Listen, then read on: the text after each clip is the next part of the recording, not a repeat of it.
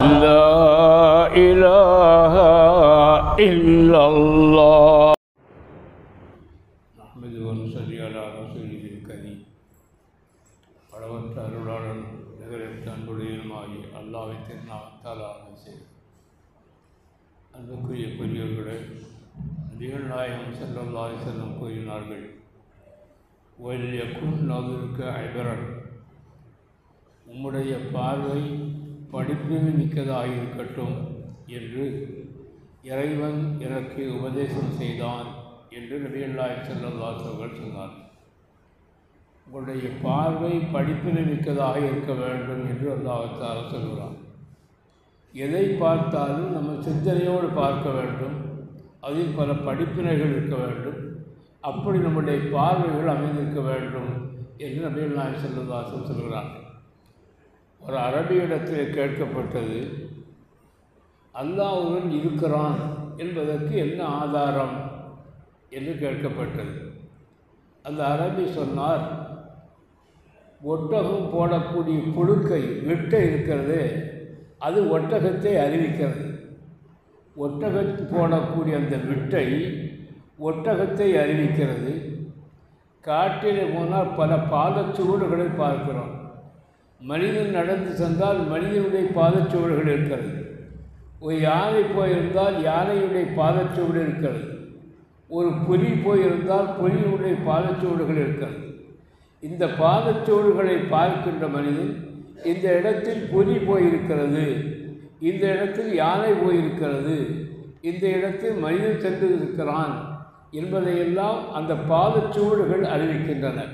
அப்படி இருக்கிற போது பிரம்மாண்டமான இந்த உலகங்கள், உலகத்தினுடைய அந்த விண்ணினுடைய ஆற்றுகள், மண்ணினுடைய ஆற்றுகள், இவற்றையெல்லாம் சிந்தனை செய்து பார்த்தால் அல்லாஹ் ஒருவன் இருக்கிறான் என்பதை அவை நமக்கு அறிவிக்கும்.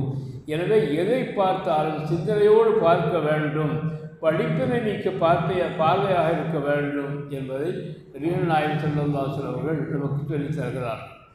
இமாம் அபூ ஹனீஃபா ரஹ்மத்துல்லாஹி அலைஹி அவருடைய காலத்தில் ஒரு நாத்திகன் ஒருவன் சொல்லிக் கொண்டிருந்தான், இறைவன் ஒருவன் இருக்கிறான் என்பதற்கான ஆதாரங்களை எங்களுக்கு காட்டினால் பார்க்கலாம், யாராவது காட்ட முடியுமா என்று அவர்கள் ஒரு அறிக்கை விட்டிருந்தார்கள்.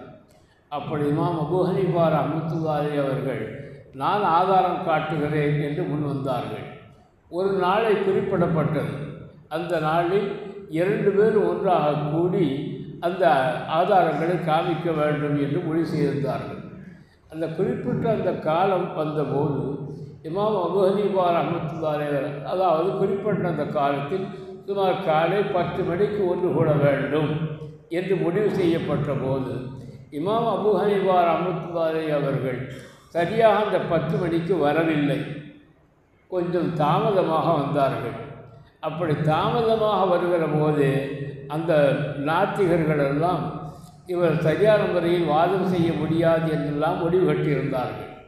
தாமதமாக வந்த இமாம் அபூ ஹனீஃபா ரஹ்மத்துல்லாஹி அலைஹி அவர்கள் அந்த நாத்திகர்களை பார்த்து சொன்னார்கள், நான் வந்ததில் கொஞ்சம் தாமதம் ஏற்பட்டு விட்டது, தாங்கள் அனுமதித்தால் தாமதத்துக்கான காரணத்தை நான் சொல்லுவேன் என்று அவர்கள் சொன்னார்கள். சரி, சொல்லுங்கள் என்று சொன்னார்கள். அப்படி இமாம் அபூ ஹனீஃபா ரஹ்மத்துல்லாஹி அலைஹி அவர்கள் தாங்கள் தாமதமாக வந்ததற்கான ஒரு காரணத்தை சொன்னார்கள். என்ன சொன்னார்கள்? நான் வந்து கொண்டிருந்த போது வழியில் பெரிய நதி ஒன்று குறுக்கிட்டது, நான் கடந்து வர வேண்டும், எப்படி கடந்து செல்வது என்று நான் யோசித்து கொண்டிருந்தேன். அப்பொழுது அந்த நதிக்கரையினுடைய ஓரத்தில் பெரிய மரம் நின்று கொண்டிருந்தது. அந்த மரம் திடீரென்று சாய்ந்தது. திடீரென்று அந்த சாய்ந்த அந்த மரம் பாலமாக பலகையாக மாறியது. பலகையாக மாறியது அப்படியே ஒன்று சேர்ந்து ஒரு படகாக மாறியது. படகாக மாறி இங்கே தானாக வந்தது, எந்த மாலுமியும் இல்லை, ஓடக்கூடியவனும் இல்லை. படகு தானாக இந்த கரைக்கு வந்தது. நான் ஏறிக்கொண்டேன். இந்த படகு அப்படியே போய் அந்த கரையில் போய் நின்றது. நான் இறங்கி விட்டேன். திரும்பவும் இந்த படகில் உள்ள அந்த பாலங்கள் எல்லாம், பலகைகள் எல்லாம் அப்படியே வெளியே வந்து திரும்பவும் மரமாக மாறிவிட்டது என்று அவர்கள் சொன்னார்கள். நாத்திகரெல்லாம் சிரித்து கொண்டு சொன்னார், நீங்கள் பெரிய ஒரு அறிவாளியாக இருந்து இப்படிப்பட்ட காரியங்களை எல்லாம் சொல்லலாமா என்று அவர்கள் கேட்டார்கள். நீங்கள் என்ன சொல்ல வருகிறீர்கள் என்று இமாம் அபூ ஹனீஃபா ரஹ்மத்துல்லாஹி கேட்டார்கள்.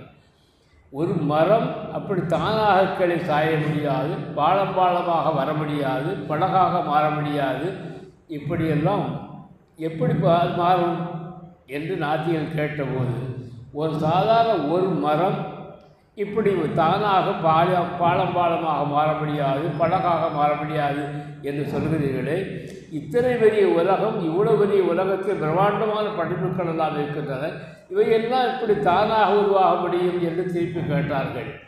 நாத்திகர்கள் வாய் அடைத்து போனார்கள். எனவே எதை பார்த்தாலும் இந்த சிந்தனையோடு பார்க்கிற போது இந்த உண்மைகள் எல்லாம் நமக்கு விளங்கும். வடநாட்டில் ஒரு பஸ்ஸில் ஒரு வார்த்தை, பஸ்ஸில் சில வார்த்தைகள் போடப்பட்டிருந்தது. இந்த தமிழ்நாட்டில் திருக்குறள் வாசகம்லாம் போடுகிறார்களே, அதுபோது ஒரு வாசகம் போடப்பட்டிருந்தது. அதில் என்ன போடப்பட்டிருந்தது என்று சொன்னால், இது மனித படைப்பு பஸ்ஸு. இந்த பஸ்ஸை பற்றி அவர்கள் சொல்கிறார்கள், இது மனித படைப்பு, தாமதமானால் நீங்கள் பொறுத்து கொள்ளுங்கள், கோபப்படாதீர்கள் என்பது போல ஒரு வாசகம் ஏற்படும். இது மனித படைப்பு என்பதனால் தாமதம் ஏற்படும். மனித படைப்பில் அத்தகைய கோளாறுகள் எல்லாம் வரும். ஆனால் இறைவனுடைய படைப்பில் எந்த தாமதமும் இருக்காது, எந்த கோளாறும் வராது. சாதாரணமாக இந்த உலகத்தினுடைய படைப்பினங்களை பற்றி விஞ்ஞானிகள் சொல்கிற போது எத்தனையோ கோடிக்கணக்கான ஆண்டுகள் ஆகிவிட்டது என்று சொல்கிறார்கள். சந்திரன், சூரியன் இவையெல்லாம் படைக்கப்பட்டதை பற்றி சொல்லுகிற போது கோடிக்கணக்கான ஆண்டுகள் என்று சொல்கிறார்கள். ஆனால் இந்த கோடிக்கணக்கான ஆண்டுகளும் இந்த உலகம் ஒரே மாதிரியாகத்தான் இருக்கு, எந்த மாற்றமும் கிடையாது. சூரிய ஓட்டம் இருக்கிறது. சூரிய ஓட்டத்தில் இத்தனை ஆண்டுகளில் ஏதேனும் ஒரு மாற்றம் இருக்கிறதா என்றால் எந்த மாற்றமும் கிடையாது. தொழுகை நேரங்கள் நமக்கு குறித்து தரப்பட்டிருக்கிறது. வருடம் பூராவும் ஒரே மாதிரி தான். ஜனவரி 1ஆம் தேதி சூரிய உதயம் 6 மணி என்று சொன்னால் எத்தனை வருடங்களானாலும் ஜனவரி 1ஆம் தேதி சூரிய உதயம் 6 மணிக்குத்தான் இருக்கும். அதில் எந்த மாற்றமும் இருக்காது.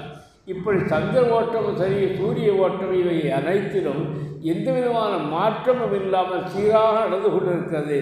இது ஒருவன் இருக்கிறான், இந்த உலகத்தை படைத்தவன் இருக்கிறான், அவன் ஒரு அறிஞன் என்பதையெல்லாம் நமக்கு அது காட்டக்கூடியதாக இருக்கிறது. எனவே உலகத்தில் எதை பார்த்தாலும் படிப்பினை மிக்க ஒரு பார்வையாக இருக்க வேண்டும் என்பதை என் இறைவன் எனக்கு சொன்னான், அதை நான் உங்களுக்கு சொல்லுகிறேன் என்று நபிகள் நாயகம் ஸல்லல்லாஹு அலைஹி வஸல்லம் சொன்னார். எனவே இந்த உலகத்தில் வாழுகிற போது எதை பார்த்தாலும் சிந்தனையோடு நாம் பார்க்கிற போது பல அறிவு ஞானங்கள் அதிலிருந்து நமக்கு கிடைக்கும் என்பதால் பெருமானார் நமக்கு இந்த உபதேசத்தை சொல்கிறார்கள். அடுத்த ஹதீஸுடைய விளக்கத்தை இன்ஷா அல்லாஹு தஆலா நாளை தினம் பார்க்கலாம். அல்லாஹு தஆலா அனைவருக்கும் நல்லருள் பாலிப்பாராக. பிஸ்மில்லாஹிர் ரஹ்மானிர் ரஹீம். அல்ஹம்துலில்லாஹி ரப்பில் ஆலமீன். حمدا يوافي نعمه ويكافئ مزيدا واغفر لنا يا كريم يا رحيم يا الله. اللهم صل على سيدنا محمد وعلى آل سيدنا محمد وبارك وسلم عليه. اللهم اغفر لنا ذنوبنا وخطايانا كلها يا رب العالمين. اللهم أحسن عاقبتنا في الأمور كلها وأجرنا من خزي الدنيا وعذاب الآخرة توفنا مسلمين والحقنا بالصالحين.